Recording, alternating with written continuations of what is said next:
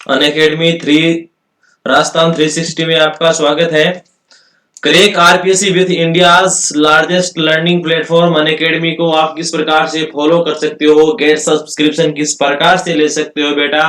तो क्या करना आपको, सिंपली मोबाइल के प्ले स्टोर में जाके आपको अनअकैडमी का अनअकैडमी लर्निंग ऐप को इंस्टॉल करना है और उसके बाद आप अनअकैडमी से जुड़ जाते हो।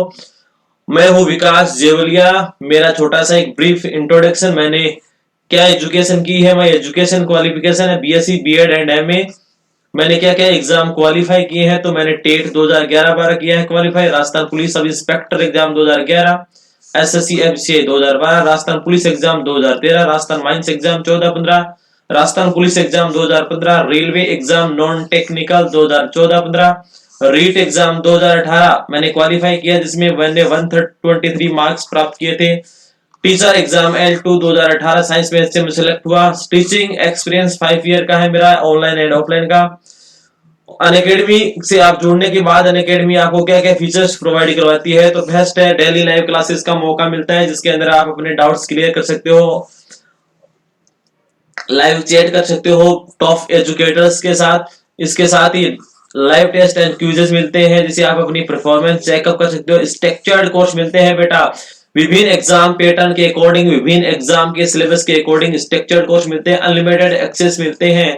वन टाइम सब्सक्रिप्शन या वन टाइम कोर्स लेने के बाद उन रिकॉर्डेड कोर्सेज को आप विभिन्न डिवाइसेस के अंदर बार बार सुन सकते हो, देख सकते हो बेटा। अनअकैडमी से जुड़ने के बाद आपको अनअकैडमी इंडिया के टॉप एजुकेटर से जुड़ने का मौका प्रोवाइड करती है। अब बात करते हैं अनअकैडमी आरपीएससी सब्सक्रिप्शन की। आरपीएससी सब्सक्रिप्शन या कोर्स, आरपीएससी का कोर्स या किसी भी एग्जाम का कोर्स लेना हो तो बेटा मेरे अकॉर्डिंग 1 ईयर और 2 ईयर का सब्सक्रिप्शन सबसे बेस्ट रहता है। 1 ईयर का सब्सक्रिप्शन प्लान 7,000 का है, 2 ईयर का 8,400 का है बेटा। यदि आप मेरा रेफरल कोड विकास01 यूज करते हो तो 1 ईयर का कोर्स आपको 6,300 मिलने वाला है और 2 ईयर का कोर्स आपको 7,560 में मिलने वाला है। अब अपनी बात कर रहे थे, रीड 2020 साइकोलॉजी सिलेबस पढ़ रहे थे अपन। यूनिट फर्स्ट अपने की थी बाल विकास वर्दी, विकास का कॉन्सेप्ट बढ़ाता है, विकास के विभिन्न आयाम सिद्धांत पढ़ लेते अपने, विकास को प्रभावित करने वाले कारक वंशानुक्रम व वातावरण की भूमिका। अब देखो, आज का जो अपना टॉपिक है वह बहुत इंपॉर्टेंट टॉपिक है बेटा, फिजिकल डेवलपमेंट। बच्चे का फिजिकल डेवलपमेंट, शारीरिक विकास किस प्रकार से होता है, तो इसका हम अध्ययन करेंगे अपनी सीडीपी की क्लास 6 में।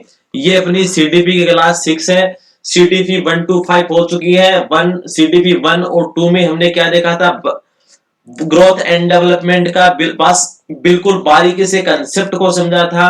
सीडीपी 3rd एंड 4th के अंदर हमने देखा था विकास के विभिन्न सिद्धांत देखे थे, और सीडीपी 5 के अंदर हमने देखा था विकास की विभिन्न अवस्थाओं का विभिन्न मनोवैज्ञानिकों के द्वारा क्लासिफिकेशन देखा था।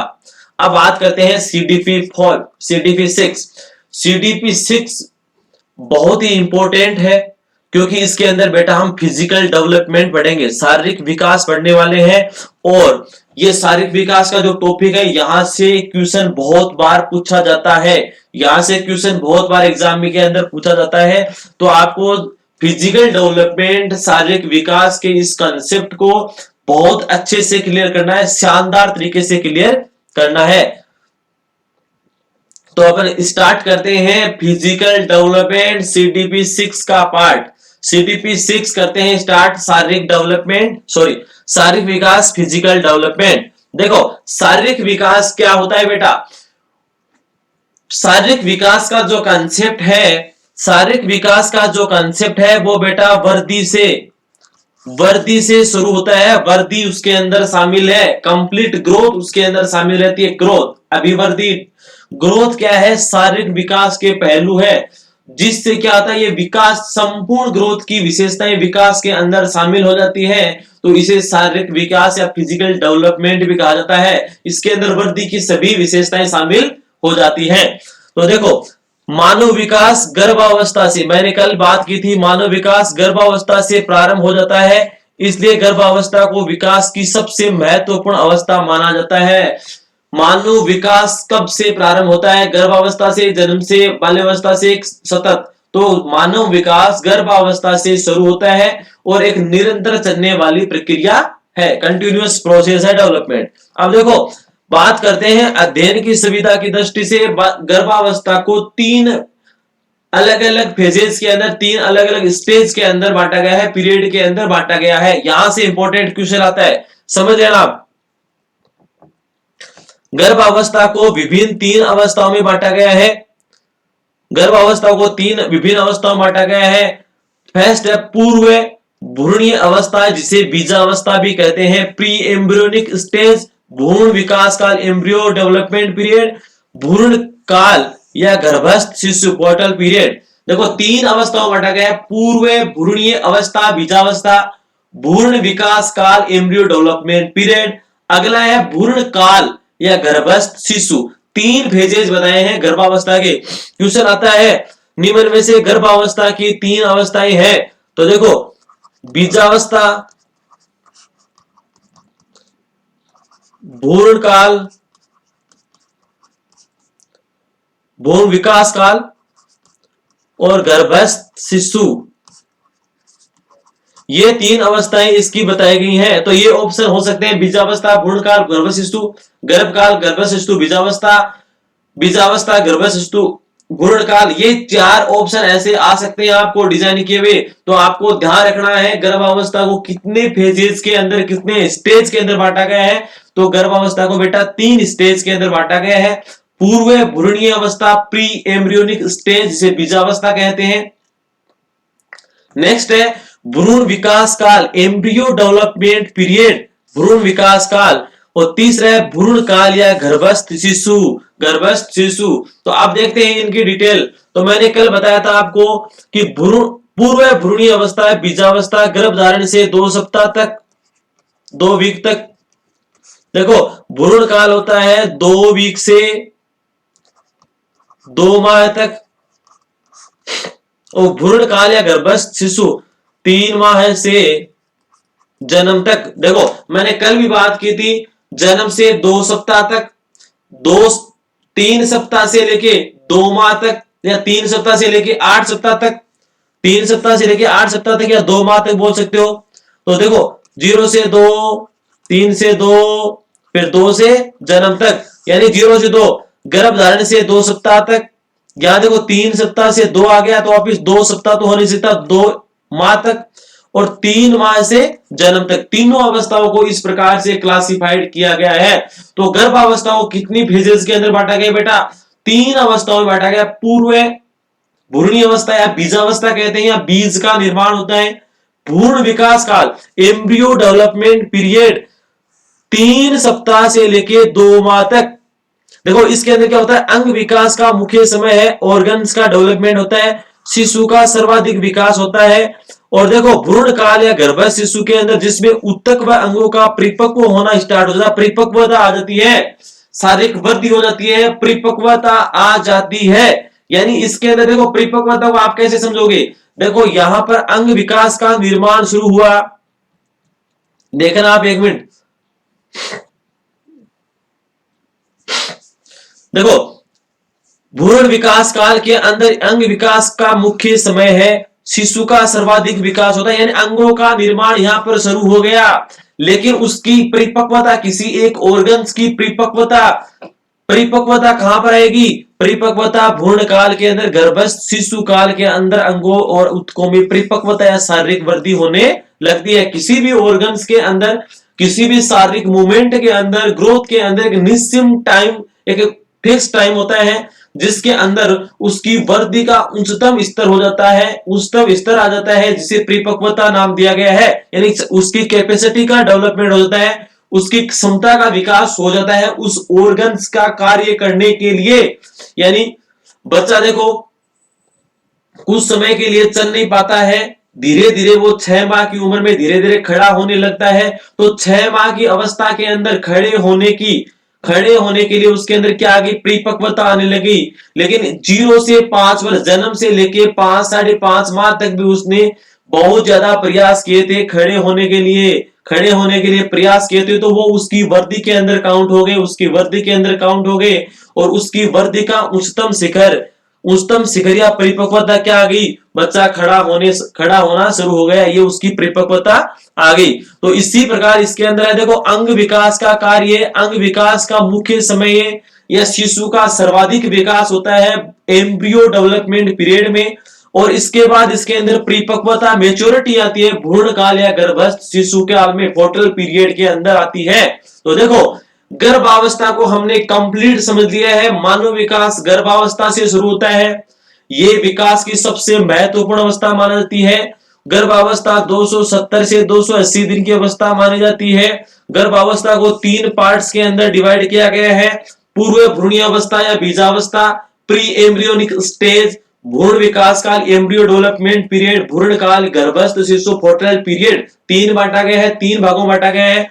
पहली देखो 0 से 2 वीक, 3 से 2 माह है, और 3 माह से लेके जन्म तक का काल है। और देखो बीजावस्था या पूर्व भ्रूणीय अवस्था में बीज का निर्माण होता है, भ्रूण विकास काल में अंगों का विकास होता है, और भ्रूण काल या गर्भस्थ शिशु के अंदर क्या होता है परिपक्वता आती है।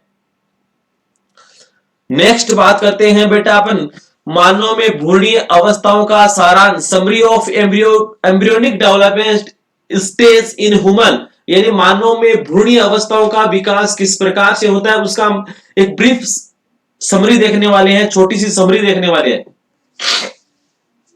देखो इसके अंदर हम बात करते हैं, देखो फर्स्ट डे, प्रथम दिन क्या होता है निषेचन की क्रिया होती है, केवल निषेचन की प्रोसेस, फर्टिलाइजेशन की क्रिया होती है। याद रखना आपको पहले दिन मानव में भ्रूणीय अवस्था का एम्ब्रियोनिक डेवलपमेंट के अंदर फर्स्ट दिन क्या होता है, फर्स्ट डे क्या होता है, केवल निषेचन या फर्टिलाइजेशन की प्रक्रिया होती है, जिसके अंदर क्या होता है नर युग्मक शुक्राणु स्पर्म और मादा युग्मक अंडाणु का संलयन होता है। क्या होता है ये प्रोसेस होती है संलयन, फ्यूजन, जुड़ना, संलयन होना, संलयित होना। याद रखना आपको नर युग्मक और मादा युग्मक स्पर्म एंड ओम यानी शुक्राणु और अंडाणु का क्या होता है संलयन होता है, जुड़ते हैं, फ्यूजन होता है, और उसके बाद एक स्ट्रक्चर का निर्माण होता है जिसे बोलते हैं जाइगोट युग्मनज। क्या बोलते हैं जाइगोट या युग्मनज बोला जाता है। और ये संरचना कैसी होती है 2n मतलब द्विगुणित होती है। प्रश्न आ सकता है यहाँ पर। और देखो ये क्या होती है अगुणित होती है, दोनों n है, अगुणित का मतलब n है, समझना इस बात को, अगुणित, और ये होती है द्विगुणित। अगुणित को अपन एक के ओनली n से लिखते हैं, द्विगुणित को मतलब एक दो लगाते हैं, मतलब द्विगुणित। तो देखो शुक्राणु क्या है अगुणित है, ये भी अगुणित है, और दोनों को मिलने के बाद क्या बन गया जाइगोट बन गया, युग्मनज बन गया, जो होगी द्विगुणित होगी। लेकिन युग्मनज एक क्या है संकुल कोशिका है, एक संयुक्त कोशिका है, केवल एक ही कोशिका है।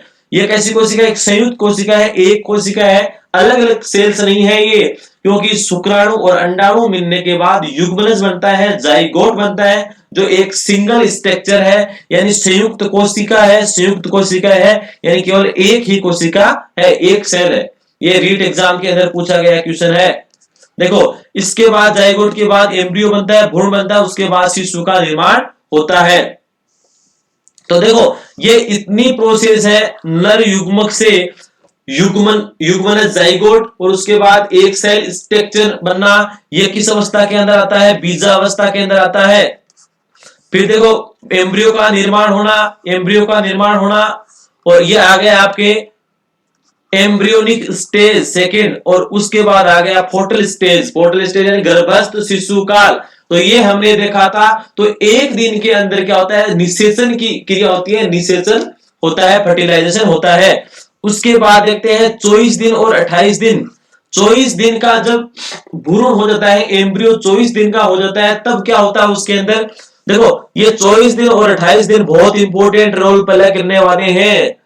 यहां से क्वेश्चन आता है, याद रखना आपको बेटा। देखो एम्ब्रियोनिक डेवलपमेंट के अंदर मैंने बताया था एक दिन के अंदर केवल निषेचन या फर्टिलाइजेशन की प्रोसेस होती है, जो हमने देखी है। इसके बाद देखो 24 दिन और 28 दिन, ये इंपॉर्टेंट है आपकी एग्जाम की पर्पज से। देखो 24 दिन के अंदर अधर भाग में हृदय का निर्माण जारी हो जाता है। यानी एग्जाम में क्वेश्चन आएगा कि मानव में भ्रूणीय अवस्था के अंदर एम्ब्रियोनिक डेवलपमेंट के अंदर हार्ट का निर्माण कब से शुरू होता है, कितने दिन की अवधि के अंदर हार्ट का निर्माण शुरू हो जाता है। 21 दिन में, 22 दिन में, 23 दिन में, 24 दिन में। तो एग्जाम आंसर क्या होगा आपका? 24 दिन के अंदर हृदय का निर्माण जारी हो जाता है और हृदय का धड़कना प्रारंभ हो जाता है 28 दिन में। कब हो जाता है? 28 दिन में हृदय का धड़कना प्रारंभ हो जाता है। फिर बात आती है 7 सप्ताह। 7 सप्ताह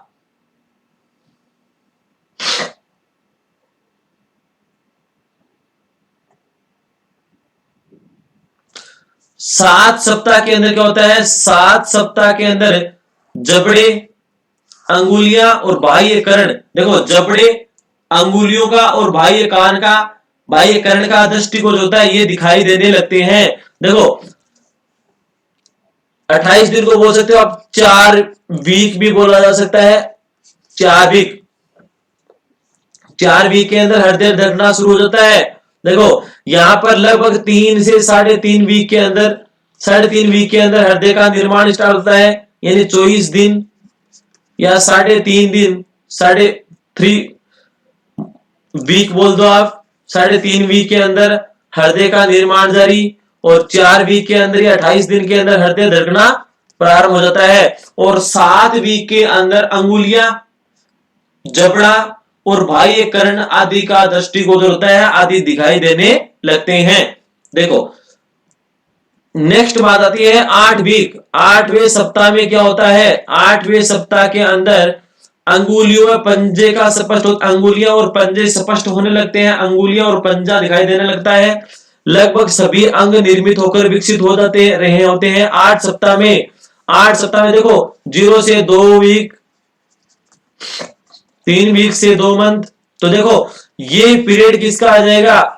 किसका आएगा? भ्रूण काल का आ जाएगा, भ्रूण काल विकास का आ जाएगा। ये कौन सा है? बीजावस्था का। तो देखो इसके अंदर 8 वीक इसके अंदर आ गए, तो इसके अंदर लगभग सभी अंगों का विकास हो जाता है।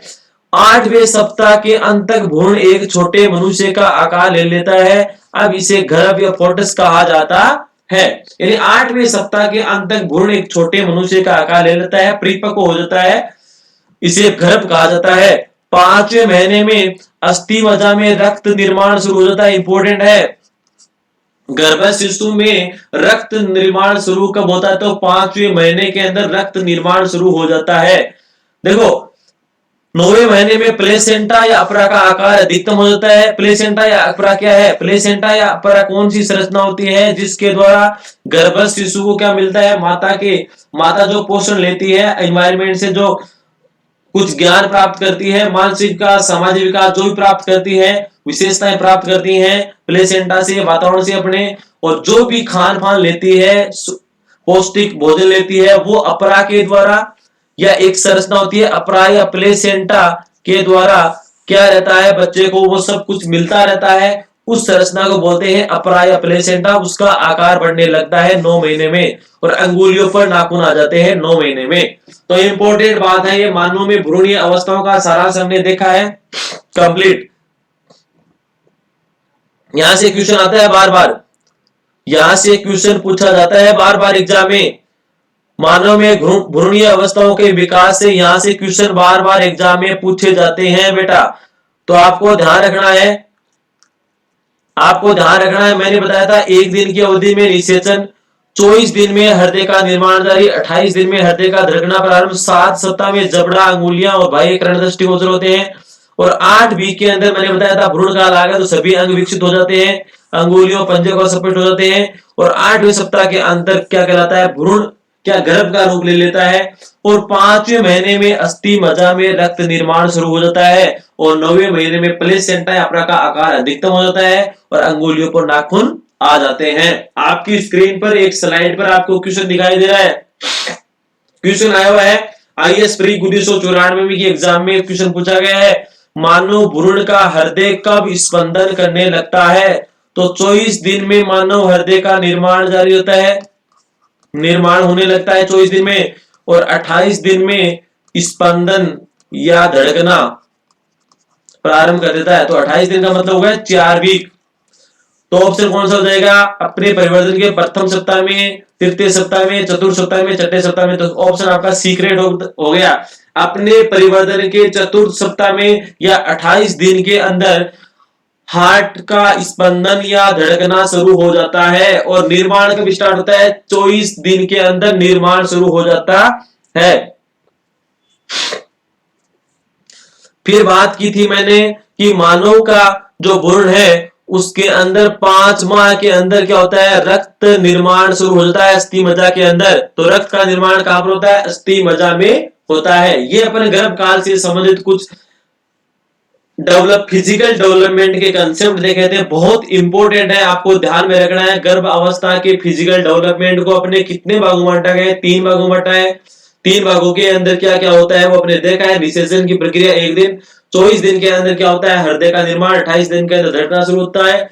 फिर क्या होता है? 7 सप्ताह के अंदर जबड़े, अंगुलियां, कर्ण, दृष्टि गोचर होते हैं। इसके बाद आगे प्रक्रिया चलती रहती है। 8वें सप्ताह के अंदर क्या है? 8वें सप्ताह काल कौन सा है? भ्रूणीय काल है। भ्रूणीय विकास काल, तो सभी अंग डेवलप होने लगते हैं, विकसित होने लगते हैं। और 5 माह के अंदर अस्थि मज्जा में रक्त निर्माण शुरू हो जाता है 5वें माह में। तो देखो रक्त का निर्माण कहां पर होता है? अस्थि मज्जा में, बोन मैरो में होता है। इंपॉर्टेंट बात है। अब आगे आता है शारीरिक विकास के पहलू, यानी शारीरिक विकास के पहलू कौन कौन से हैं, क्या क्या हमें पढ़ना है। तो इसके अंदर एक तो आएगा बाह्य परिवर्तन और एक आएगा आंतरिक परिवर्तन। 2 परिवर्तन हमें देखने हैं। बाह्य परिवर्तन कौन कौन से हैं और आंतरिक कौन कौन से हैं। तो बाह्य परिवर्तनों में ऊंचाई हो गया, भार हो गया, शारीरिक अनुपात हो गया। आंतरिक परिवर्तन होते हैं स्नायु संरचना, नर्वस सिस्टम, पाचन क्रिया, रक्त उत्सर्जन, सभी इसके अंदर आ जाएंगे। आंतरिक परिवर्तन के अंदर सभी आ जाएंगे। नर्वस सिस्टम को हम पढ़ने वाले हैं, अपने मेंटल डेवलपमेंट के अंदर पढ़ने वाले, सभी को अच्छे से देखने वाले हैं। और यहां पर देखेंगे हम बाह्य परिवर्तन और आंतरिक परिवर्तनों का शारीरिक विकास के ऊपर क्या प्रभाव पड़ता है, इनमें कैसे परिवर्तन होते हैं, सब कुछ अपन इस लेक्चर के अंदर देखने वाले हैं। तो शारीरिक विकास के पहलू की बात की है। शारीरिक विकास कितने प्रकार से होता है? बाह्य परिवर्तन और आंतरिक परिवर्तन दोनों से मिलकर होता है, जिसके अंदर हम देखते हैं। सबसे पहले बात करते हैं भार या वजन, वेट की बात करते हैं। देखो इंपॉर्टेंट टॉपिक है, यहां से क्वेश्चन आते हैं एग्जाम में बार बार। फैक्चुअल क्वेश्चन यहां से बनेंगे। मान लो जो सीडीपी का चैप्टर है उसके अंदर फैक्ट बेस्ड क्वेश्चन है, वो यहां से बनने वाले हैं, बहुत शानदार। देखना इसको कैसे याद करोगे आप। तो देखो मैंने 2 यहां पर बातें लिखी, ये आपको याद रखनी है। किस प्रकार याद रखनी है, क्यों याद रखनी है, आगे आपको पता चलेगा कि आपको 2 ये फैक्ट याद रखने। एक पौंड बराबर होता है 0.454 केजी। एक पौंड का मतलब होता है 0.454 केजी। और 1 इंच का मतलब होता है 2.54 सेंटीमीटर। 1 इंच का मतलब होता है 2.54 सेंटीमीटर और 1 पौंड का मतलब होता है 0.454 केजी। तो ये 2 फैक्ट आपको याद रखने हैं। 1 पौंड बराबर होता है 0.454 केजी और 1 इंच बराबर होता है 2.54 सेंटीमीटर। तो देखो वेट की बात करते हैं, वेट भार की। तो जन्म के समय से बच्चे की जो प्रत्येक अवस्थाएं हैं, शिशुअवस्था, बाल्यावस्था, किशोरावस्था, सभी में वजन किस प्रकार से रहने वाला है, बालक में कितना रहने वाला है, बालिका में कितने रहने वाला है, शारीरिक वृद्धि किस प्रकार से होने वाली है, सभी हम इस स्लाइड के अंदर देखने वाले हैं। बहुत अच्छे से आपको दिखाई दे रही है कि एक तरफ बालक और एक तरफ बालिका के वजन की हमने तुलना करनी है। तो देखो बात करते हैं पहले औसत भार, यानी एवरेज वेट कितना होना चाहिए एक शिशु के अंदर। तो 7 पौंड होता है। कितना होता है? 7 पौंड होता है। एग्जाम में क्वेश्चन आता है कितना एक बच्चे के अंदर औसत भार होता है शिशु में। शिशु में औसत भार होता है, शिशु में औसत भार होता है। एग्जाम में क्वेश्चन आता है, ऑप्शन आएंगे आपके, ऑप्शन आएंगे 6 पौंड, 7 पौंड, 8 पौंड, 9 पौंड। तो एग्जाम के अंदर आप क्वेश्चन इसको सही कर दोगे अच्छे से, कोई दिक्कत नहीं आएगी। लेकिन बेटा यदि क्वेश्चन आ गया कि एक शिशु का औसत भार कितना होता है, इसको ये वेट आ गया आपका केजी के अंदर, किस में आ गया? केजी में आ गया।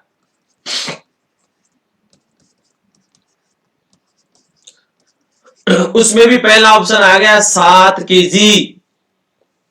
पहला ऑप्शन क्या आ गया 7 केजी। एक पौंड बराबर मैंने बताया है 0.454 केजी। तो देखो कितना पौंड होता है, कितना पौंड होता है 7 पौंड होता है। तो 7 पौंड को आपको मल्टीप्लाई करना है 0.45 0.454 केजी से। तो कितना आ गया,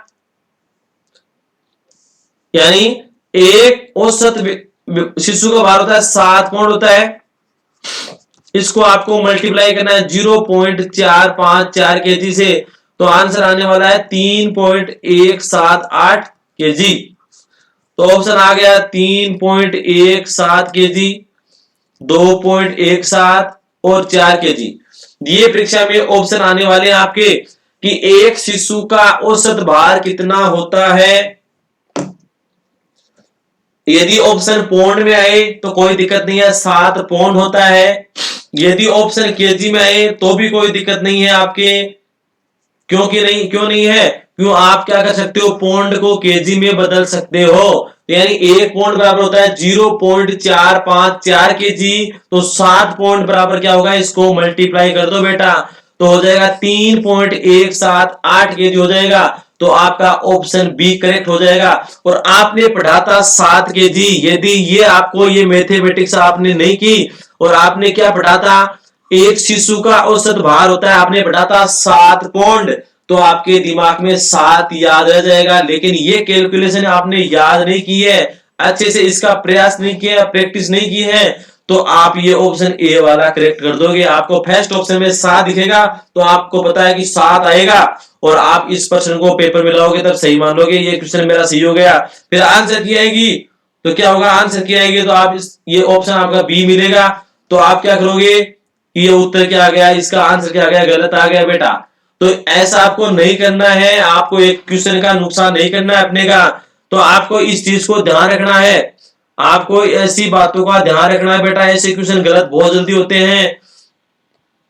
तो इसके लिए आपको क्या करना है, ये 2 फैक्ट ध्यान रखने हैं कि एक पौंड बराबर होता है 0.454 केजी और 1 इंच बराबर होता है 2.54 सेंटीमीटर। तो यहां पर औसत भार था 7 पौंड, लेकिन इसको केजी में देखें तो 3.178 केजी इसके अंदर भार होता है। आप देखो अपन पढ़ेंगे बालक का अलग और बालिका का अलग, दोनों की तुलना करते हैं। तो देखो औसत भार होता है 7 पौंड, बालक में होता है 7.15 पौंड, 1.15 पौंड बोल दो, और गर्ल्स के होता है 7.13 पौंड। ये आपको 3 फैक्ट याद रखने हैं। अब इसी प्रकार से क्वेश्चन आ सकता है, जन्म के समय बालक का भार होता है 7.15 पौंड, इसको केजी में भी पूछ सकता है। तो क्या करोगे, 7.15 को मल्टीप्लाई करोगे 0.454 केजी से मल्टीप्लाई करोगे, आपका आंसर आ जाएगा। तो ऐसी बातों को आपको बहुत अच्छे से ध्यान रखना है बेटा। ऐसे क्वेश्चन आपको याद है, आपको पता है कि 7 पौंड होता है औसत भार, आपको पता है बॉयज का 7.15 पौंड होता है, आपको पता है गर्ल्स का 7.13 पौंड होता है, लेकिन फिर भी आप गलत कर देते हो। क्यों कर देते हो, क्वेश्चन की लैंग्वेज पढ़ना है, क्वेश्चन की लास्ट की यूनिट क्या पूछ रहा है बंदा, केजी में पूछ रहा है या पौंड में पूछ रहा है। पौंड में पूछ रहा है तो आपका सीधा सीधा काम हो गया। यदि केजी में पूछ रहा है तो आपको मल्टीप्लाई करना है 0.454 केजी से, आपको मल्टीप्लाई करना है, सिंपली आपका आंसर आ जाएगा। इतनी बात करेक्ट हुई। आप देखते हैं, देखो जन्म के समय 7.15 पौंड होता है और बालिका में 7.13 पौंड होता है। पूर्व बाल्यावस्था में क्या होती है, वृद्धि होती है बालकों में। उत्तर बाल्यावस्था में कमी आ जाती है, पूर्व बाल्यावस्था में कमी आ जाती है, उत्तर किशोरावस्था में वापस वृद्धि होती है। अब देखो इसी प्रकार बालिकाओं की बात करें तो पूर्व बाल्यावस्था में कमी आती है वजन में, उत्तर बाल्यावस्था में वृद्धि होती है, पूर्व किशोरावस्था में वृद्धि होती है, उत्तर किशोरावस्था में वापस कमी आ जाती है। तो ऐसी बातों को कैसे याद रखना है मैंने आपको पहले ही बताया है, कल अपने वीडियो में देखा था, थ्योरी के वीडियो में देखा था, सिद्धांत में देखा था। ये बात सिद्धांत मैंने बताई थी 2 to 1।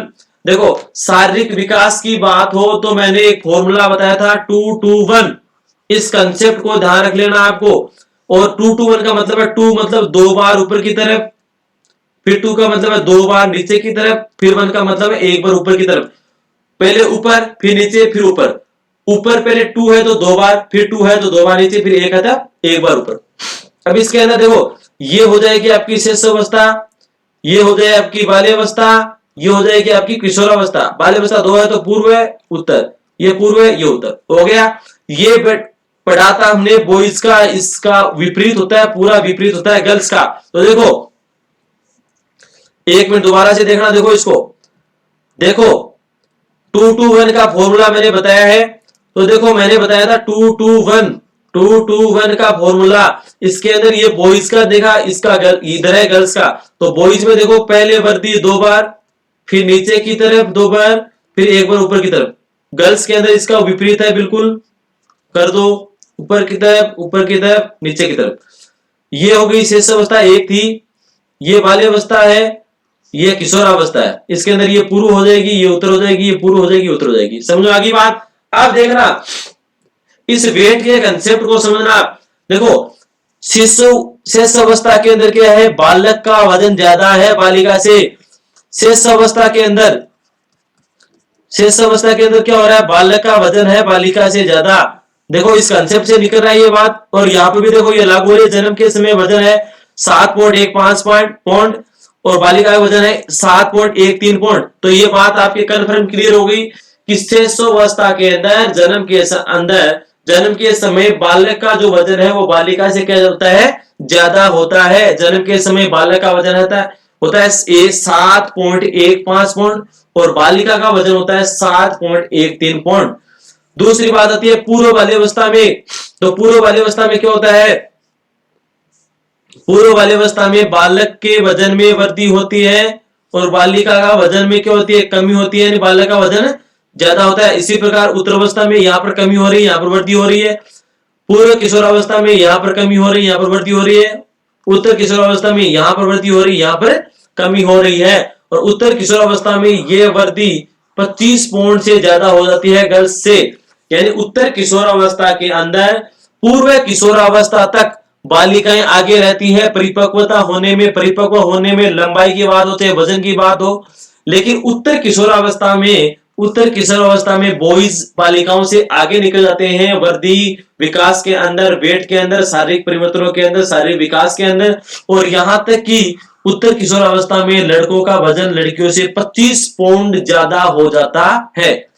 ये बात थी अपने वेट का कंसेप्ट था पूरा। याद रखना आपको 1 पौंड बराबर 0.454 केजी और 1 इंच बराबर 2.54 सेंटीमीटर। अब बात करते हैं उत्तर बाल्यावस्था में लड़कियों का वजन ज्यादा रहता है। अपनी बात की थी 2 बार ऊपर 2 बार नीचे 1 बार ऊपर, ये बॉयज है ये गर्ल्स है। तो देखो शेष अवस्था, पूर्व बाल्यावस्था, उत्तर बाल्यावस्था, पूर्व किशोरावस्था, उत्तर किशोरावस्था। उत्तर बाल्यावस्था की बात है तो ये होगी उत्तर बाल्यावस्था। तो उत्तर बाल्यावस्था में ये कंडीशन रहेगी, तो ये नीचे की तरफ है तो ये ऊपर की तरफ, ये बॉयज है कम हो गया तो गर्ल्स ज्यादा, ये कंडीशन आ गई। देखो गर्ल्स का ज्यादा है बॉयज से। उत्तर बाल्यावस्था में लड़कियों का वजन ज्यादा रहता है लड़कों से। क्लियर। बालक का वजन प्रथम सप्ताह में घटता है, उसके बाद बढ़ता है। यह बात आपको ध्यान रखनी है, बालक का वजन प्रथम सप्ताह में घटता है, उसके बाद बढ़ता रहता है कंटिन्यूअस। तो देखो प्रथम सप्ताह में वजन घटता है, तो देखो ये टेबल के अंदर है टाइम और वजन। प्रथम सप्ताह के अंदर बालक का वजन घटता है, याद रखनी है आपको ये बात। प्रथम सप्ताह के अंदर बालक का वजन घटता है क्योंकि वो एक नए वातावरण में आता है। बच्चा गर्भावस्था को कंप्लीट करके 280 दिन के पीरियड को कंप्लीट करके नए वातावरण में आता है फर्स्ट वीक के अंदर। तब वो नए वातावरण में धीरे धीरे एडजस्ट होने में टाइम लगाता है 1 सप्ताह भर का। तब उसके वेट में धीरे धीरे क्या आती है, कमी आती है। 1 वीक के अंदर वो स्टेबल हो जाता है, तो दूसरे सप्ताह से वजन उसका बढ़ना स्टार्ट होता है धीरे धीरे। और 6 सप्ताह का होता है तब उसका वजन जन्म से लगभग दुगुना हो जाता है। 6 सप्ताह में लगभग दुगुना हो जाता है और 1 वर्ष में लगभग तिगुना हो जाता है। तो यहां से क्वेश्चन आ सकता है 1 वर्ष के बालक का वजन कितना होता है लगभग, तो कितना होता है, जन्म के समय 7 पौंड होता है औसत। तो यहां पर हो जाएगा कितना, 3 गुना 7 21 पौंड लगभग हो जाता है। केजी में बदलाए तो आपको 0.454 केजी से मल्टीप्लाई कर दो। ये कंसेप्ट तैयार हुआ। इसके बाद 1 वर्ष तक की बात हो गई, 1 वर्ष तक की बात हो गई। पहले सप्ताह में वजन घटता है, दूसरे सप्ताह में बढ़ना स्टार्ट होता है, 6 सप्ताह तक वजन दुगुना हो जाता है और 1 वर्ष तक तिगुना हो जाता है। अब 1 वर्ष के बाद वजन में कैसे बढ़ोतरी होती है? 6 वीक के अंदर दुगुना, 1 वर्ष में तिगुना, फिर 1 वर्ष के बाद किस प्रकार से बढ़ोतरी होती है? तो प्रति माह, प्रति माह, प्रति माह आधा पौंड वजन बढ़ता है प्रत्येक माह का। यानी 1 वर्ष के बाद दूसरे वर्ष से 6 पौंड लगभग वजन बढ़ता है हर साल। 6 पौंड प्रति माह आधा पौंड वजन बढ़ता है। आपको ये कंसेप्ट ध्यान रखना है, 1 वर्ष के बाद प्रति माह कितना वजन बढ़ता है? आधा पौंड वजन बढ़ता है। तो देखो 5 वर्ष की समाप्ति पर बच्चे में 38 से 43 पौंड वजन हो जाता है और बाल्यावस्था में 80 से 95 पौंड वजन हो जाता है। ये आपको रटना नहीं है, इस कंसेप्ट से करना है। देखो याद रखना है, पहले सप्ताह में घटता है, दूसरे सप्ताह में बढ़ना स्टार्ट हो जाता है, छठे सप्ताह में दुगुना हो जाता है, 1 वर्ष में तिगुना हो जाता है और 1 वर्ष के बाद प्रत्येक माह में आधा पौंड वजन बढ़ता है। 1 वर्ष के बाद प्रत्येक माह में आधा पौंड वजन बढ़ता है। 1 वर्ष के बाद प्रति माह आधा पौंड वजन बढ़ता है। तो देखो 1 वर्ष में तिगुना हो जाता है।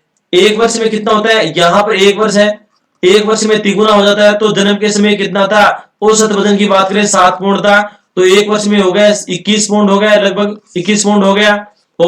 इसके बाद बात करते हैं 1 वर्ष के बाद प्रत्येक माह आधा पौंड बढ़ता है, तो 5 वर्ष की समाप्ति में कितना बढ़ेगा?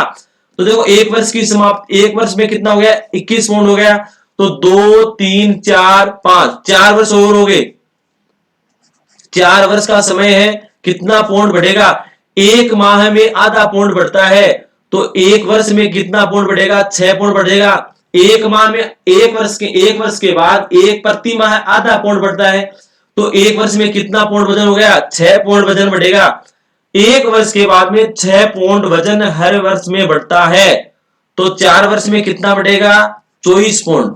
कितना बढ़ेगा? 24 पौंड। और 1 वर्ष की समाप्ति पर कितना था बच्चे में? 21 पौंड। तो ये हो गया लगभग 45 पौंड के आसपास वजन बच्चे का 5 वर्ष की समाप्ति पर रहता है। लगभग बात आ गई 38 से 43 पौंड या 45 पौंड के आसपास वजन रहता है। तो एग्जाम में ऐसा क्वेश्चन आ सकता है, तो आपको इन फैक्ट को रटना नहीं, इस प्रकार से आपको कैलकुलेट करना है। इसी प्रकार बाल्यावस्था में 80 से 95 पौंड वजन रहता है। ये बच्चे की वेट का कंसेप्ट था, अच्छे से हमसे समझ लेना, आपको अच्छे से क्लियर हो गया होगा। आपको कितनी बातों का याद ध्यान रखना है? 7 पौंड औसत होता है बच्चे, बॉयज में होता है 7.15, गर्ल्स में होता है 7.13। ये 3 फैक्ट ध्यान में रखने हैं। और 1 पौंड बराबर होता है 0.454 केजी। अब इसके बाद कोई दिक्कत नहीं है आपके। अब बात आएगी शेष अवस्था में आगे कौन है, बाल्यावस्था में कौन है, उत्तर बाल्यावस्था में कौन है, पूर्व बाल्यावस्था में कौन है। तो मैंने फॉर्मूला बताया था आपको, 2-2-1 से आपका क्लियर हो जाएगा। इसके बाद प्रथम सप्ताह में वेट घटता है, द्वितीय सप्ताह में बढ़ता है, 6 सप्ताह के अंदर दुगुना, 1 वर्ष में तिगुना, 1 वर्ष के बाद प्रति माह आधा पौंड बढ़ता है। उस प्रकार से 1 वर्ष के बाद आपको दूसरे वर्ष से 1 वर्ष के अंदर 6 पौंड के हिसाब से कैलकुलेट कर लेना है। किसी भी वर्ष का वजन पूछे तो ऑलमोस्ट आपका वजन और आपका ऑप्शन क्लिक हो जाएगा। अब बात करते हैं बेटा हाइट की। हाइट की बात करते हैं तो देखो लंबाई की बात करते हैं तो नवजात शिशु की औसत लंबाई 17 से 21 इंच के बीच होती है। यह आपको ध्यान रखना है, नवजात शिशु की औसत लंबाई कितनी होती है? 17 से 21 इंच के बीच होती है। और आदर्श लंबाई एक औसत लंबाई 19.5 इंच मानी जाती है। याद रखना इस बात को, आदर्श लंबाई या औसत लंबाई है वो कितनी मानी जाती है? 19.5 इंच मानी जाती है। और 17 से 21 इंच के बीच में औसत लंबाई होती है। आपको ये 2 बात याद रखनी है। औसत लंबाई कितनी होती है? 19.5 इंच मानी जाती है। तो देखो औसत लंबाई 19.5 इंच हो गई। और बॉयज की कितनी होती है? 20.5 इंच। गर्ल्स की कितनी होती है? 20.3 इंच। ठीक है। गर्ल्स की कितनी होती है 20.3 इंच। ठीक है, ये हो गई लंबाई। भार की बात करें तो भार होता है बॉयज का होता है 7.15 केजी पौंड और गर्ल्स का होता है 7.13 पौंड। ये होता है भार और ये होती है लंबाई। आप देखना एक बात को देखना, आप देखो बॉयज का जो भार है जो लंबाई है उसके अंदर डिजिट है लास्ट की 5 सेम है और गर्ल्स के अंदर जो भार और लंबाई उसके डिजिट है लास्ट की 3। ये बात ध्यान रखना। यदि आपको भूल जाओ तो ऑप्शन के अंदर क्लिक हो सकता है आपके लंबाई और भार के अंदर मैंने बताया है बॉयज के अंदर 5 और गर्ल्स के अंदर 3। ये बात आपको याद रख लेनी है। अब देखते हैं, बात करते हैं नेक्स्ट। देखो औसत भार की बात की 19.5 इंच होता है। बालक में कितना होता है 20.5 और बालिका में होता है 20.3 इंच। और इस इंच को यदि सेंटीमीटर में पूछ ले वजन को 1 इंच बराबर होता है 2.54 सेंटीमीटर और 1 पौंड बराबर कितना बताया था मैंने 0.454 केजी। ये बात दो ध्यान रखनी है। तो आपको पूछ ले एक बालक का शिशुअवस्था के अंदर जन्म के समय भार होता है और ऑप्शन आ जाए 20.5 इंच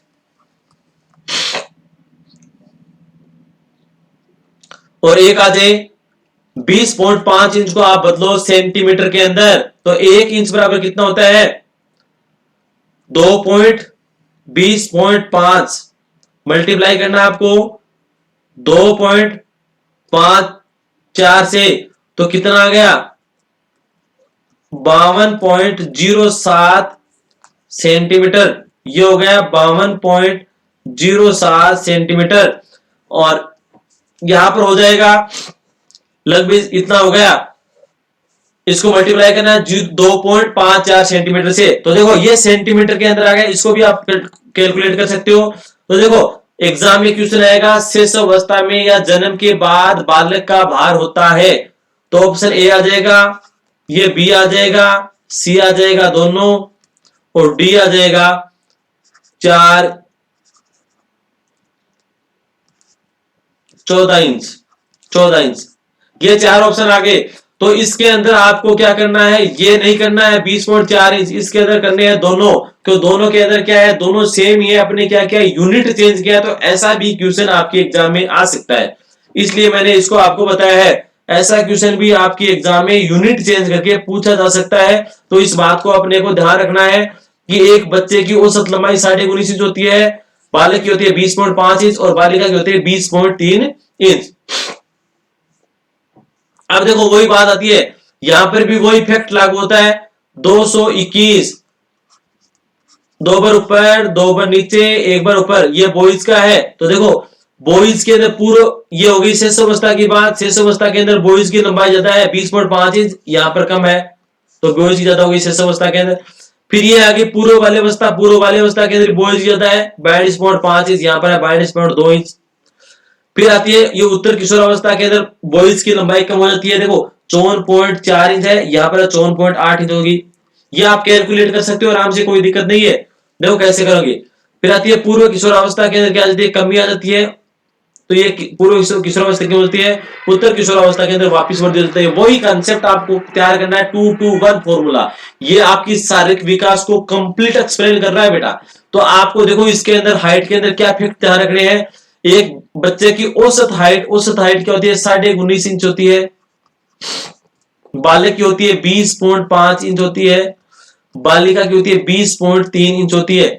ये आपको हाइट में ध्यान रखना है और ये आपको वेट में ध्यान रखना है 7.15 पौंड और 7.13 पौंड। ये दो फैक्ट आपको ध्यान रखने हैं हाइट और वेट से, और आपका फॉर्मूला 2-2-1 आपका काम कर देगा अच्छे से।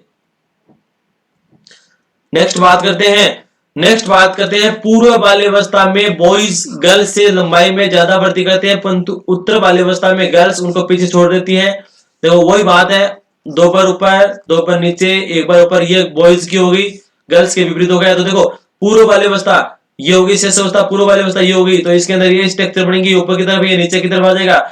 बॉयज ज्यादा है गर्ल्स कम है, तो ये कंडीशन बनती है। देखो बॉयज की लंबाई जाती है गर्ल्स से, परंतु उत्तर बाल्यावस्था की ये स्ट्रक्चर है, ये नीचे की तरफ ये ऊपर की तरफ, तो गर्ल्स ज्यादा और बॉयज की लंबाई कम, तो पीछे छोड़ देती हैं गर्ल्स। किशोरावस्था के अंत तक बॉयज एंड गर्ल्स की लंबाई में 10 सेंटीमीटर 10 सेंटीमीटर या 3.93 इंच का अंतर है रह जाता है, 3.93 इंच का। तो देखो आपको यहाँ पर सेंटीमीटर भी याद रख सकते हो या 3.93 इंच का अंतर भी याद रख सकते हो। 1 इंच बराबर मैंने बताया है 2.54 इंच सेंटीमीटर, 1 इंच बराबर 2.54 सेंटीमीटर, ये आपको ध्यान रखना है बेटा। तो आप देखो ये कंसेप्ट आपके तैयार हुआ है। लंबाई के अंदर औसत लंबाई 19.5 इंच, बॉयज की 20.5, गर्ल्स की 20.3, फिर 2 to 1 फॉर्मूले से आपका यहां तक काम पूरा कंप्लीट हो गया। अब देखना किशोरावस्था के अंदर बॉयज गर्ल्स को पीछे छोड़ देते हैं, इनकी दोनों की लंबाई में कम से कम 10 सेंटीमीटर का अंतर रह जाता है, अंतर हो जाता है, ये याद रखना आपको। फिर बात करते हैं अपन टेबल की। देखो प्रथम वर्ष में ध्यान रखना आपको, प्रथम वर्ष में लंबाई में वृद्धि होती है, 10 इंच वृद्धि होती है पहले वर्ष में, 10 वर्ष इंच तक वृद्धि होती है। दूसरे तीसरे वर्ष में इसकी आधी रह जाती है, यानी लगभग 4 से 5 इंच वृद्धि होती है। फिर तीसरे वर्ष के बाद में बाल्यावस्था में इसकी वृद्धि इसकी आधी हो जाती है, लगभग 2.5 इंच के बाद प्रति वर्ष इसकी वृद्धि होती है बाल्यावस्था में, बाल्यावस्था में 2.5 इंच प्रति वर्ष वृद्धि होती है। तो ये बात आपको ध्यान रखनी है, बाद के वर्षों में धीरे धीरे आगे घटती जाती है, किशोरावस्था के बाद में घटती जाती है। तो प्रथम वर्ष में कितनी इंच की वृद्धि होती है? 10 वर्ष की। द्वितीय तृतीय वर्ष में इसकी आधी यानी 5 इंच की वृद्धि होती है। बाल्यावस्था में प्रति वर्ष लगभग 2.5 इंच यानी 2.36 इंच की प्रति वर्ष वृद्धि होती है। तो आपको ये ध्यान रखना, आधा हो रहा है प्रथम वर्ष 10 इंच, द्वितीय तृतीय इंच, दूसरा और तीसरे वर्ष के अंदर लगभग 4-5 इंच यानी आधा हो गया। फिर बाल्यावस्था के अंदर क्या होगी? प्रति वर्ष 2.36 इंच की वृद्धि होती है, ये बात आपको ध्यान रखना। और अब देखो बाल्यावस्था में सबसे कम वृद्धि होती है, सबसे कम वृद्धि होती है किशोरावस्था के अंदर वापस होने लगती है, क्योंकि बाल्यावस्था के अंदर बच्चा ज्यादा खेल कूद करता है, एनर्जी ज्यादा वेस्ट होती है, खाने में ध्यान कम देता है। बालकों की लंबाई 18 से 21 वर्ष तक बढ़ती है और बालिकाओं की लंबाई 16 वर्ष तक बढ़ती है। मैंने बताया देखो यहां पर देखो ये उत्तर बाल्यावस्था है और ये देखो ये विपरीत परिक्रम है, तो ये यहां पर नीचे, ये यहां पर ऊपर की तरफ, ये यहां पर नीचे की तरफ। देखो ये क्या है? पूर्व किशोरावस्था के अंदर गर्ल्स क्या रहती है? आगे रहती है बॉयज से लंबाई में। तो देखो यहां पर ये पूर्व किशोरावस्था के अंदर 16 वर्ष तक अपनी लंबाई पूरी कर लेती है। उसके बाद में ये देखो बॉयज इनको पीछे छोड़ देते हैं, बॉयज आगे निकल जाते हैं, यानी बॉयज की लंबाई 18 से 21 वर्ष तक बढ़ती रहती है, आगे तक बढ़ती रहती है, उत्तर किशोरावस्था तक बढ़ती रहती है। और बालिकाओं की लंबाई पूर्व किशोरावस्था तक अवरुद्ध हो जाती है, बंद हो जाती है बढ़ना, यानी 16 वर्ष की उम्र तक ही बढ़ती है। ये बालक और बालिकाओं के शारीरिक विकास की एक तुलनात्मक स्टडी थी, लंबाई और वजन की। बहुत अच्छा कंसेप्ट तैयार करना है बेटा आपको, इसके अंदर कुछ भी आपको ध्यान नहीं रखना है। एक तो 2 to 1 फॉर्मूला याद रखना है। हाइट और वेट की मैंने 3 फैक्ट बताए थे। एक तो औसत हाइट आपको याद कर लेनी है, कितनी होती है? 19.5 इंच, 20.5 और 20.3। इसके बाद वेट का 7.15 और 7.13, ये बॉयज का, ये गर्ल्स का, ये आपको ध्यान रखना है और 2 to 1 फॉर्मूला याद रख लेना है। और उसके बाद किस प्रकार से वृद्धि हो रही है, तो देखो मोटाई के अंदर, वजन के अंदर वृद्धि होती है, तो प्रथम सप्ताह के अंदर कमी होगी, द्वितीय सप्ताह के अंदर बढ़ना स्टार्ट होगा, 6 सप्ताह के अंदर तिगुनी, एक वर्ष के अंदर तिगुनी हो जाती है, 6 सप्ताह के अंदर दुगुनी, और 1 वर्ष के बाद प्रति माह 6 पौंड, यानी 1 वर्ष में लगभग प्रति माह आधा पौंड, 1 वर्ष के अंदर 6 पौंड तक वृद्धि होती रहती है। ये बात को ध्यान रखनी है। और बात करते हैं लंबाई की, तो लंबाई के अंदर क्या होता है? पहले वर्ष के अंदर 10 इंच तक वृद्धि होती है, तीसरे वर्ष के अंदर लगभग 4-5 हाथ, इसका हाफ कर दो, 5 इंच तक वृद्धि होती रहती है। और बाल्यावस्था के अंदर प्रति वर्ष 2.36 इंच तक की वृद्धि होती है। और आपको 2 फैक्ट मैंने बताए थे, 1 पौंड बराबर 0.454 केजी पूछ सकता है, और 1 इंच बराबर 2.54 इंच। ये 2 फैक्ट आपको याद रखने बहुत शानदार तरीके से। पूरा शारीरिक विकास का यहाँ पर आपको लंबाई और वजन का बहुत शानदार कंसेप्ट तैयार किया मैंने। तो अब देखो एक यहाँ पर फैक्ट हो रहा है, एस एम गार्ड महोदय ने क्या बताया है कि जो भी बालक है वो बालक जितना मोटा होता है उसकी लंबाई उसकी एवज से बढ़ती रहती है। ये कौन सा निशान है? समानुपाती बोलते हैं इसको। क्या बोलते हैं? समानुपाती। इसका मतलब है जैसे जैसे मोटाई बढ़ेगी लंबाई बढ़ेगी, जैसे जैसे मोटाई कम होगी बालक की लंबाई कम होगी। ये एस एम गार्ड का कथन है। एस एम गार्ड ने क्या कहा? जैसे जैसे बालक मोटा होगा उसकी लंबाई भी बढ़ेगी, जैसे जैसे बालक पतला होगा तो उसकी लंबाई में कमी आएगी। ये बात कही थी एस एम गार्ड ने। बालक की मोटाई बढ़ेगी लंबाई बढ़ेगी, मोटाई कम होगी लंबाई भी कम होगी, यानी दोनों क्या समानुपाती है। एस एम गार्ड का सिद्धांत है ये। अब बात करते हैं सिर और मस्तिष्क की, head and brain. Head and brain की बात करते हैं। सिर और मस्तिष्क देखो, शेष अवस्था, बाल्यावस्था और किशोरावस्था में इसका किस प्रकार से विकास होता है। तो देखो शेष अवस्था में क्या होता है? नवजात शिशु के सिर की लंबाई उसके शरीर की लंबाई का 1/4 भाग या 25% होती है। देखो शेष अवस्था के अंदर क्या होता है? जितनी शरीर की लंबाई होती है उसका 1/4 भाग या 25% उसका सिर होता है। क्यों होता है? देखो मैंने बताया था सेफेलोपोडाल थ्योरी, इसके अंदर बालक का सिर से पैर की तरफ विकास होता है। तो सबसे पहले सिर का विकास होगा, तो सिर का विकास होगा तो सिर 25% तक उस अवस्था के अंदर रहता है। सबसे पहले सिर सबसे बड़ा होता है, सिर में संतुलन होता है, सिर का विकास पहले होता है, सिर में संतुलन भी सबसे पहले होता है, सिर का विकास भी सबसे पहले होता है, सिर से पैर की तरफ चलता है। इसे सेफेलोपोडाल थ्योरी का नाम दिया गया है। तो इसीलिए पूरे शरीर का सिर कितना परसेंट होता है? 25% होता है या 1/4 भाग होता है। ये आपको ध्यान रखना है, 1/4 भाग होता है।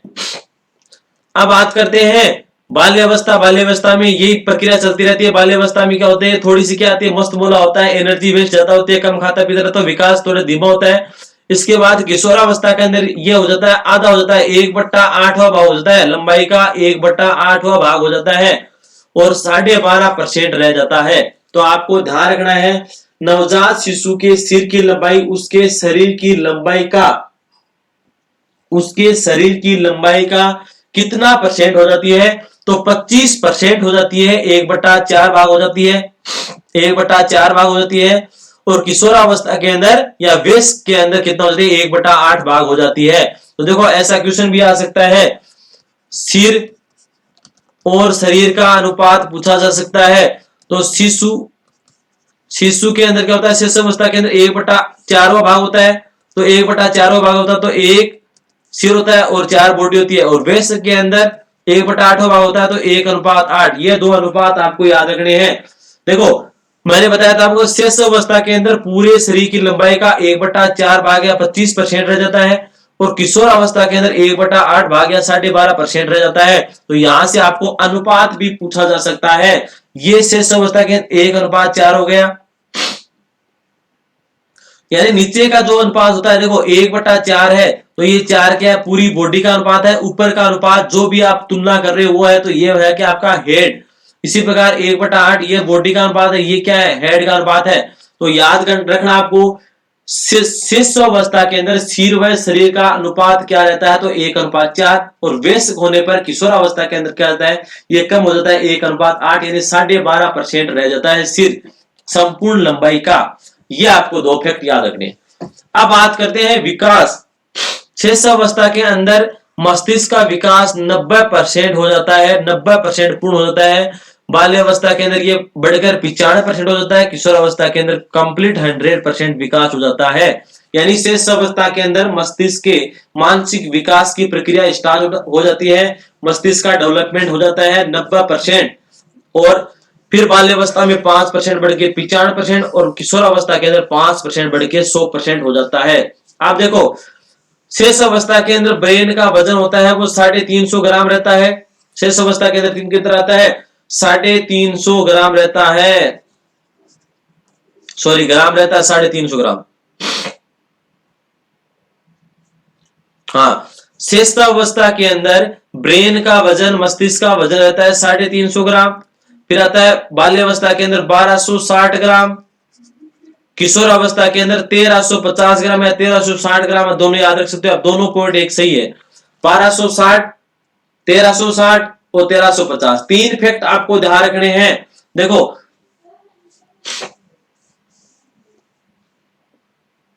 शेष अवस्था के अंदर 350 ग्राम, किशोर अवस्था के अंदर 1350 ग्राम। समझ गए बात? किशोर अवस्था के अंदर बड़ी अवस्था तो एक और लगा देना, यानी ये है शेष अवस्था का वेट ब्रेन का, ये है किशोर अवस्था का। किशोर अवस्था थोड़ा बड़ी अवस्था आ गई, एक अवस्था छोड़ के आ गई, बाल्य अवस्था को छोड़ के आ गई, तो एक यहां पर वो लगा देना आपको 1350। याद हो गया? शेष अवस्था के अंदर ब्रेन का वेट कितना होता है? 350 ग्राम होता है। फिर किस बाल्य अवस्था आती है, यानी एक अवस्था छोड़ दी, एक सीडी को छोड़ दिया, तो एक यहां पर लगा देना इसके आगे, तो ये किशोर अवस्था का वेट आ गया 1350 ग्राम। ठीक है, अब क्या बच गया बाल्यावस्था का, तो बाल्यावस्था का इनका दोनों का बीच का है 1260 ग्राम। कितना हो गया? 1260 ग्राम, याद रह जाएगा बेटा। शीर्ष अवस्था के अंदर 350 ग्राम, बाल्यावस्था और बाल्यावस्था को छोड़ के किशोर अवस्था के अंदर गया, तो एक और लगा दो तो 1350 ग्राम, और बाल्यावस्था का हो गया 1250 ग्राम। और मस्तिष्क का विकास 90-95-100। शेष अवस्था के अंदर टोटल शरीर की लंबाई का 1/4 भाग 25%, और किशोर अवस्था के अंदर 1/8 भाग या 12.5% रह जाता है, जिसका अनुपात हमने देखा था अभी। 1/4 भाग मतलब 1:4। 1:4 ऊपर वाला होता है जिससे तुलना की जाती है, मतलब हेड का, और नीचे वाला कंप्लीट अनुपात होता है यानी बॉडी का। तो यहां पर 1:4 और 1:8। क्लियर हो गया? वेट आ सकता है शिशु का, परीक्षा प्रश्न आएगा, शिशु के मस्तिष्क का वजन होता है। देखो क्वेश्चन देखना आप, शिशु के मस्तिष्क का वजन होता है, शिशु के मस्तिष्क वजन होता है, वजन होता है। ए ऑप्शन आएगा 350 ग्राम, बी 450 ग्राम, सी 600 ग्राम, डी 700 ग्राम। आसानी से कर दोगे आप, 350 ग्राम हो गया। आ गया बेस के मस्तिष्क का वजन होता है या किशोर के मस्तिष्क का वजन होता है या किशोर अवस्था में मस्तिष्क का वजन होता है, तो एक किशोर अवस्था में जाएगा तो एक अवस्था छोड़े जाएगा, तो 1350 ग्राम। अब इस क्वेश्चन को इस प्रकार से भी अगला डिजाइन कर सकता है बेटा। देखो किस प्रकार से डिजाइन कर सकता है इसको, तो देखना, बाल शेष अवस्था से किशोरावस्था तक जाने में एक बालक के, एक बच्चे के अंदर मस्तिष्क में कितने वजन की वृद्धि होती है, तो 1000 ग्राम की वृद्धि होती है। लगभग 1 kg वजन बढ़ जाता है, 1 kg वजन बढ़ जाता है। ये बात आपको ध्यान रखनी है। आप देखते हैं नेक्स्ट बात है मनोवैज्ञानिक बरख। मनोवैज्ञानिक बरख थे, उन्होंने एक फैक्ट दिया था कि नवजात बालक के मस्तिष्क का वजन होता है 380 ग्राम। 380 ग्राम। देखो अपने देखा था, अभी देखा था 350 ग्राम होता है शेष अवस्था में, बाल्यावस्था में 1260 ग्राम होता है, किशोर अवस्था में, शेष अवस्था की एक अवस्था अलग गया तो एक वो लगा तो 1350 ग्राम। ये हमने अभी देखा था, ये वजन होता है मस्तिष्क का। लेकिन मनोवैज्ञानिक बरख क्या बोलते हैं कि बालक में मस्तिष्क का वजन होता है, नवजात बालक मतलब बालक के अंदर वजन कितना होता है, इन्होंने 380 ग्राम, और गर्ल्स के अंदर बताया है 360 ग्राम। यानी इन दोनों के आसपास की बात बताई है। देखो शिशु की औसत वेट बात की अपने 350 ग्राम औसत वेट वजन है ये, फिर 360 ग्राम ये बालिका का है, और 380 ग्राम ये बालक का वजन है। ये गर्ल्स है, ये बॉयज है, ये गर्ल्स है, ये बॉयज है। अब देखना यहां पर भी वो अपना 2 to 1 वाला फैक्ट लागू किस प्रकार से हो रहा है। देखो हमने देखा 2 बार ऊपर की तरफ, 2 बार नीचे की तरफ, 1 बार ऊपर की तरफ, ये बॉयज हो गया, ये गर्ल्स हो गया। यहां पर भी नीचे की तरफ आ रहा है, ये ऊपर की तरफ जाएगा। तो शेष अवस्था की बात हो रही है, तो शेष अवस्था के अंदर बॉयज ज्यादा वृद्धि करते हैं गर्ल्स की तुलना में। तो देखो यहाँ पर भी बॉयज का वजन गर्ल्स की तुलना में क्या है, ज्यादा है, 20 ग्राम। तो देख लो कॉन्सेप्ट आपको पूरी चाइल्ड डेवलपमेंट एंड पेडागोजी का इसी प्रकार बनने वाला है। देखो एक कॉन्सेप्ट बनाया था हमने 2-2-1 का, जो पूरे सीडीपी के अंदर चल रहा है, देखो एक साथ जोड़ के चल रहा है। तो यहाँ पर देख लो आप, इसी प्रकार देख लो औसत वेट था 350 ग्राम, और एक गर्ल्स का था 360 और एक बॉयज का था 380। अब देखो आपको यदि कंफ्यूज हो जाए यहाँ पर, हमने देखो औसत वेट देखा था एक शिशु का 350 ग्राम, ठीक है। फिर बॉयज और गर्ल्स, बॉयज का देखा था 380 और गर्ल्स का देखा था 360 ग्राम। आपको याद रह जाएगा 350, 360, 380, ये तो औसत था। इन दोनों में से ये बॉयज का ये गर्ल्स का है, आपको ये कंफ्यूज हो जाए तो आप अपना फॉर्मूला लगा लेना 2-2-1। 2-2-1 का मतलब दो बार ऊपर की तरफ, तो शेष अवस्था के अंदर बालक का वजन ज्यादा होता है गर्ल्स की तुलना में, तो बॉयज का ज्यादा होता है गर्ल्स की तुलना में, तो बॉयज का ये होगा, ये गर्ल्स का होगा। आपके कंसेप्ट तैयार हो गया अच्छे से। यानी ये नवजात, ये बरक महोदय का कथन है कि नवजात बालिका के बालक के मस्तिष्क का वजन 380 ग्राम और बालिका के मस्तिष्क का वजन 360 ग्राम होता है, उनका ये कथन है। अब देखो 3 वर्ष की अवस्था में, 3 वर्ष की अवस्था में शिशु के शरीर व मस्तिष्क में संतुलन स्थापित हो जाता है। 3 वर्ष की अवस्था में शिशु के शरीर व मस्तिष्क में संतुलन, बैलेंस बनने लग जाता है। देखो 15 से 16 वर्ष की आयु तक सिर व मस्तिष्क अपनी ऊपरी आदर्श स्थिति प्राप्त कर लेता है, अपनी आदर्श स्थिति में आ जाता है, लगभग संपूर्ण विकास होने लग जाता है। कोई देखो 15 से 16 वर्ष के अंदर कौन सी अवस्था आ जाती है, मतलब किशोरावस्था का काल आ जाता है। तो किशोरावस्था के अंदर मैंने बताया था मस्तिष्क का डेवलपमेंट 100% हो जाता है, यानी 15 से 16 वर्ष की उम्र यानी किशोरावस्था के अंदर सिर व मस्तिष्क का एक आदर्श स्थिति प्राप्त कर लेता है, संपूर्ण विकास की तरफ चलता रहता है, जाता रहता है। देखो एक फैक्ट हमने पढ़ा था, गर्भावस्था में मस्तिष्क का विकास, गर्भावस्था में मस्तिष्क का विकास कब स्टार्ट होता है, 5वें सप्ताह में शुरू हो जाता है। गर्भावस्था में ब्रेन का विकास कब स्टार्ट होता है, 5वें सप्ताह में स्टार्ट होता है। 5वें सप्ताह में, 5वें सप्ताह में क्या स्टार्ट होता है, ब्रेन का विकास स्टार्ट हो जाता है। 24 दिन के अंदर हृदय का शुरू निर्माण होता है और 28 दिन के अंदर हृदय की धड़कन या स्पंदन शुरू हो जाता है 4 वीक के अंदर। और 5वें सप्ताह के अंदर ब्रेन का विकास और 5 महीने के अंदर, 5वें महीने के अंदर रक्त निर्माण शुरू हो जाता है। ये दो बात आपको ध्यान रखनी है। 5वें सप्ताह के अंदर ब्रेन का डेवलपमेंट होता है और 5वें महीने में रक्त का निर्माण और ब्रेन का डेवलपमेंट साथ याद रखोगे आप। 5वें सप्ताह में ब्रेन का डेवलपमेंट शुरू हो जाता है गर्भावस्था में, और गर्भावस्था में 5वें महीने के अंदर ब्रोन मेरो के अंदर, अस्थि मज्जा के अंदर रक्त का निर्माण शुरू होना स्टार्ट हो जाता है। अब देखो नवजात शिशु का सिर अन्य अंगों की तुलना में बड़ा होता है, सेफेलोपोडल थ्योरी, धीरे धीरे छोटा होता जाता है, अर्थात 1/4 भाग होता है, 25% होता है। हमने अभी देखा है सिर और शरीर का अनुपात देखा था हमने, शिशु और वयस्क का शेष अवस्था के अंदर 1/4 भाग होता है और किशोरावस्था वयस्क में 1/8 भाग होता है। यानी शिशु के अंदर अनुपात होता है 1/4 का, वयस्क के अंदर होता है 1/8 का।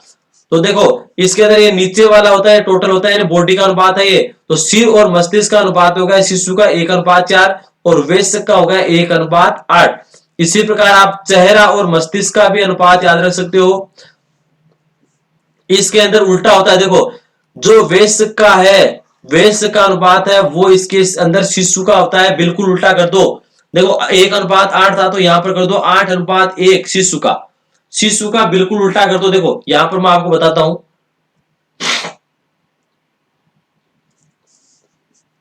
देखो ये था शिशु का 1/4 और ये था वयस्क का 1/8। ये है सिर और शरीर का। अब अपने बढ़ना चेहरा और मस्तिष्क का, तो देखो ये था, ये इस साइड में कर दो 8/1 कर दो, ये शिशु का हो गया। और देखो ये था 1/4, इसको भी आपको घुमाना है तो 4/1 हो जाएगा, लेकिन यहाँ पर 4 नहीं करके आपको 2 कर देना है, इतना सा अंतर है। ये चेहरा और मस्तिष्क का अनुपात हो गया, चेहरा और मस्तिष्क का अनुपात हो गया। देखो 1/4 शिशु का अनुपात है, इसको आपको लेके जाना है यहां पर। 1:8 बेसिक का है, इसको लेके आना आपको 8:1। इसको आपको करना है 1:4 का 4:1 करना, लेकिन 4 की जगह आपको 2 रखना है, ये ध्यान रखना है। पहले आ जाएगा शिशु का, फिर आ जाएगा वयस्क का। पहले आ जाएगा सिर और शरीर का, उसके बाद आएगा चेहरा और मस्तिष्क का, चेहरा और ब्रेन का। ये आपको 2 अनुपात याद रखने, बहुत इजी रहने वाले हैं, आपको दिक्कत नहीं आएगी बेटा। कैसे नहीं आएगी, आपको याद मैंने बताया था फैक्ट कि शेषावस्था में संपूर्ण शरीर का सिर होता है 1/4 भाग, और वयस्क और किशोरावस्था के अंदर ये होता है 1/8 भाग। तो यानी सिर और शरीर का अनुपात आपको याद हो गया 1:4 1:8। अब इसको चेहरा और सिर के अनुपात में घुमा दो, ये हो जाएगा 8:1 और ये हो जाएगा 4:1। 4 की जगह 2 करना है। बहुत ज्यादा इजी है, कंसेप्ट आपके बहुत ज्यादा इजी तरीके से क्लियर हो गए हैं। और अब शारीरिक विकास के अंदर हम पढ़ेंगे CDP 7। ये अपना CDP 6 कंप्लीट हो गया है, CDP 6 अपना कंप्लीट हो गया है। अब CDP 7 के अंदर शारीरिक विकास का पार्ट सेकंड पढ़ेंगे अपन। पार्ट फर्स्ट अपने शारीरिक विकास का फिजिकल डेवलपमेंट का कंप्लीट कर लिया है। शारीरिक विकास फिजिकल डेवलपमेंट से बहुत ज्यादा क्वेश्चन आते रहते हैं, शानदार क्वेश्चन बनते हैं, फैक्चुअल क्वेश्चन भी बनते हैं, कंसेप्ट बेस बनते हैं। तो इसको अपन 1-2 पार्ट के अंदर पढ़ेंगे, कंप्लीट पूरा पढ़ेंगे शानदार तरीके से। तो ये CDP 6 अपनी यहाँ पर पूरी कंप्लीट हो गई फिजिकल डेवलपमेंट की। और CDP 7 के अंदर भी हम फिजिकल डेवलपमेंट आगे पढ़ने वाले हैं, इससे आगे पढ़ने वाले हैं। और अपन देखो मैंने बताया था आपको, ये CDP जितनी CDP चल रही है उनकी CDP वाइज MCQ भी पढ़ने वाले हैं। MCQ मल्टीपल चॉइस क्वेश्चन, उनकी क्विज स्टार्ट करने वाले हैं। वो क्विज अपने स्टार्ट करेंगे अनअकैडमी लर्निंग ऐप पर, और वहां पर आप अनअकैडमी लर्निंग ऐप को इंस्टॉल कीजिएगा। वहां पर मेरी स्पेशल क्लासेस स्टार्ट होने वाली हैं बहुत जल्द। वो अपन करेंगे संडे टू संडे, प्रत्येक संडे को करने वाले हैं। जितनी भी CDP हो रही है उनके आप अपन ऑब्जेक्टिव क्वेश्चन करेंगे, बहुत शानदार वहां पर आपका एनालिसिस होने वाला है। प्रत्येक टॉपिक आपको वहां पर बहुत शानदार क्लियर होने वाला है बेटा। तो आपको अनअकैडमी लर्निंग ऐप इंस्टॉल करना है। उसके बाद मेरे नाम को विकास जेवलिया नाम से मेरे को स्पेशल क्लासेस के अंदर फॉलो करना है। आपको लिंक में मैं दे दूंगा। संडे टू संडे आपकी क्लास होगी, और उस क्लास के अंदर हम पढ़ेंगे केवल multiple choice question old exam में आए हुए, और स्ट्रक्चर्ड क्वेश्चन पढ़ने वाले हैं। टोटल मैंने बताया था इस CDP से 1000 क्वेश्चन पढ़ेंगे। CDP में आपका क्वेश्चन एक भी गलत नहीं होगा बेटा।